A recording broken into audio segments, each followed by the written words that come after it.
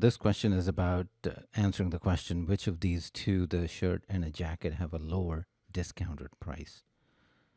So I'll start with statement one, which says jacket's original price was twice the shirt's original price. So I'm going to do it P of sub j, so that subscript is for the jacket, is 2 times the price of the shirt. Now, this alone is not enough because we don't know what the discount is. And if you aren't certain, you can always use examples. So, for example, shirt could be priced at $50 and jacket is at 100. Then discounted price, we can use different percentages for discount. So here, if let's say this is discounted by 50%, would be $25. And if this is discounted by 90%, it would be 10. In this case, the discounted price of the shirt is greater. But if this is discounted by 10%, then it would be $45. And if this is discounted by 10%, it would be 90. In this case, the discounted price of the jacket is greater. So we have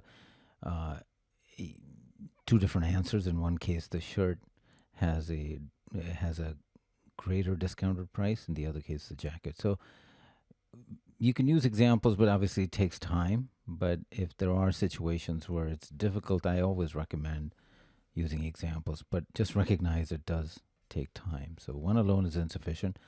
2 is that the percent of the discount, so I'm going to use the D on jacket, is 3 times the percent discount on the shirt's original price. So again, now we don't know anything about the price itself. We know the discount is 3 times, but the base price could be different. And again, we can use similar examples here to show that it's insufficient. Now, if you combine 1 and 2, and I'll use examples here, but I think it's also a good habit in general to kind of be ready to generate examples. It's always more time consuming, but if you have the examples on paper, then you are 100% solid. So I have to satisfy these two conditions. Shirt, jacket is 100. This is 50, and then the discounts is 3 times. So let's say shirt is 30%, this is 90%. So the discounted price of the shirt would be 70% of $50, which is 35. Here it would be 10%, so that would be $10. So here that's greater. And now I need to flip it. So what I'm going to do is to do 10%, meaning that discount is 10%. This is 30%. Now the discounted price here would be 90% of that, which is 45. And here it would be 70% of that because the discount is 30%, would be 70. Now it flips.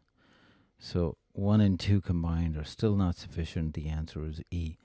Sometimes you can also, if you suspect that it's E, you can try to generate these examples directly combining the two statements. And if you're able to come up with 2 different outcomes, when you're combining the 2 statements, you can directly then jump to E. So that's also an option you can always look into. But be careful in terms of, because a lot of traps are where either statement alone is sufficient. So that's where I think when you actually force yourself to generate the examples, you can catch your mistakes. So to summarize, the answer here is E.